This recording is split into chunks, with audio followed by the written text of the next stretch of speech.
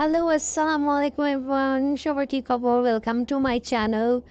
তো আজকে আমি সবাইকে দেখাবো আমি কি বাসায় কীভাবে চিলি চিকেনটা রেডি করি। তো ফার্স্টে হচ্ছে চিকেন নিয়ে নিলাম, ওখানে সয়া সস দিলাম 1 চা চামচ মতো, 1 চা চামচ 1 টেবিল চামচ আদা রসুন, এরপর হচ্ছে black pepper, red chili pepper মানে রেড লাল মরিচের গুঁড়া, তারপর লবণ, কর্নফ্লাওয়ার দিয়ে ভালো করে মেখে এটাকে আম, তেলে ফ্রাই করে নিব।